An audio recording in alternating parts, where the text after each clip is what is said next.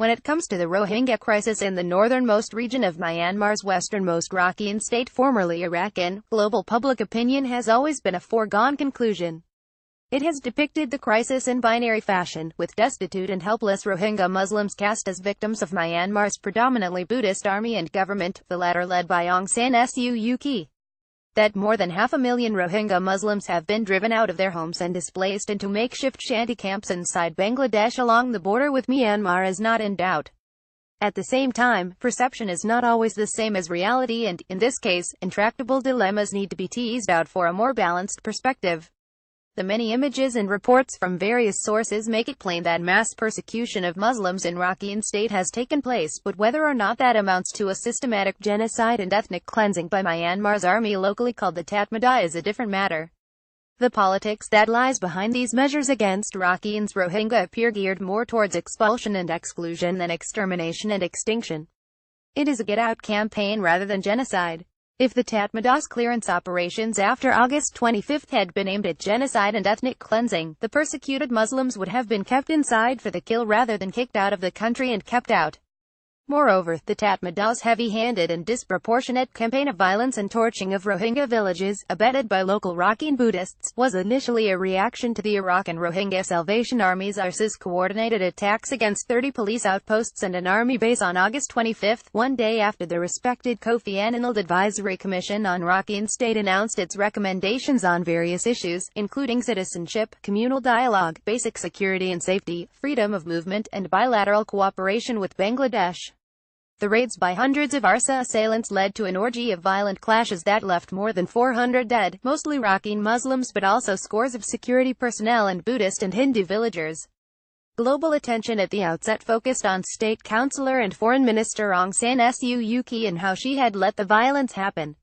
In fact, it was ARSA that intended to nip in the bud the Kofi Annan Commission and the ways forward it pointed to. Coalescing in mid-2016 from Haraka al-Yaqeen or Faith Movement, and led by Atta Ullah, a Rohingya who was born in Pakistan but grew up in Saudi Arabia, ARSA deliberately provoked the Tatmadaw into overreacting in order to alienate Muslims and gain recruits to its separatist cause. Prior to its August 25 attacks, ARSA's first salvo took place in October last year under similar circumstances but on a smaller scale. This time, the confrontation may have reached a point of no return. ARSA now has the full-blown insurgency it wants, with support from Pakistani and Middle Eastern sources and an ample pool of recruits from disaffected young Rohingya Muslims who have no prospect of a better life in northern Rakhine's hilly shacks and poverty-stricken towns. The Tatmadaw, however, got the pretext it needed to systematically drive out Rohingya Muslims, who are not recognized under Myanmar's 1982 citizenship law as one of the country's 135 ethnic minorities. The majority of Myanmar's population are of Burmese, locally called Bamar ethnicity, but its ethnic minorities comprise more than a third of the country's 53 million population, led by the Shans and the Karens. Rakhine state itself has 3.2 million, 52% of whom are Buddhist and 43% Muslim, with Christians, Hindus, and others making up the rest. But in the northern Rakhine towns of Mongda, Buthadong and Rathdong, the Muslims number 950,000, according to the 2014 National Census and the United Nations. Of these, more than 80% are Muslims with large families, and most of them have now been forced out. Prior to the latest outbreak of violence between Rohingya Muslims, Rakhine Buddhists and the Tatmadaw, periodic bouts of comparable turmoil and bloodshed took place in 1978 and 1992, with the communal violence in 2012 sowing the seeds of ARSA. The Rakhine crisis is deep-seated and attributable to the British conquest of India that eventually led to 3 victorious wars over the Burmese from 1824 onwards, and the subjugation of Burma as a province of British India from 1885 to 1937. For more than a century, the British brought in workers of different faiths into Burma from India, which subsequently split into Pakistan, India and East Pakistan, Bangladesh. Many South Asian migrants had also trickled into Burma on their own in search of better lives. Among them were Muslim newcomers who mixed with the Muslims who had been in Burma from before as a result of maritime and overland commerce. The pre-1824 Muslims had integrated into Burmese society. Not so the Muslims who arrived after. It is the descendants of those newer Muslim migrants from Britain's expansion into indirect rule over Burma that are at the crux of today's challenge. Myanmar people, not just Burma but also other ethnic minorities, see these later Muslim arrivals as having come mostly from what is today Bangladesh.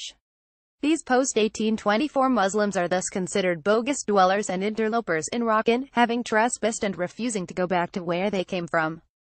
Many Burmese unsurprisingly label them Bengali, as they are seen as deriving from Chittagong and elsewhere in Bangladesh. In turn, these Muslims rallied for their own identity and autonomy. The term Rohingya thus sprung up in the 1950s as an ethnic construct in search of identity and recognition.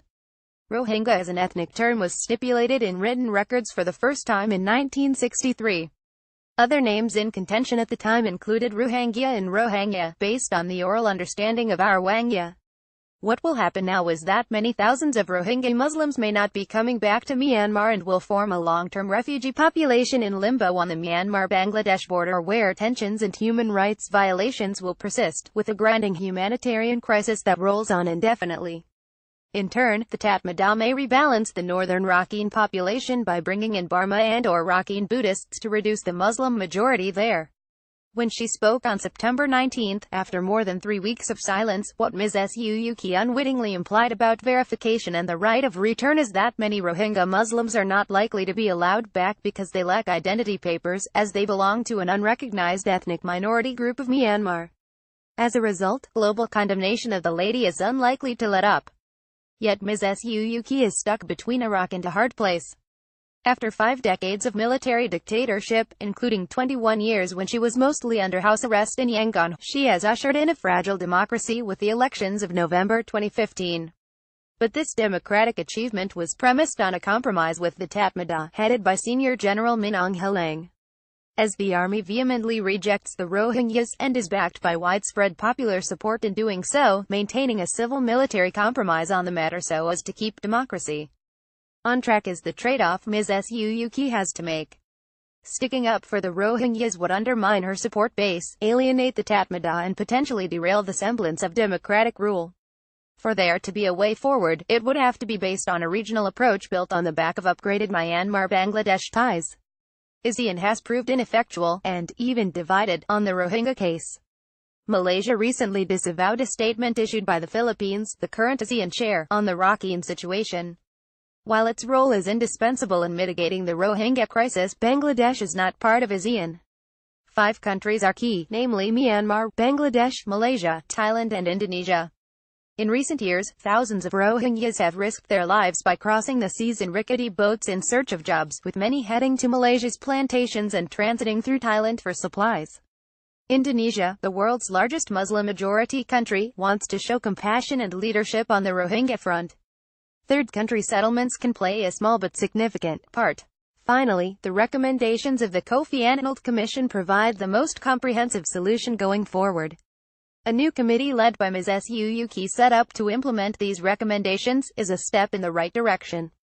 The Rohingya crisis is structurally intractable, a piece of historical baggage for which there is no effective redress. The crisis can be mitigated but not solved.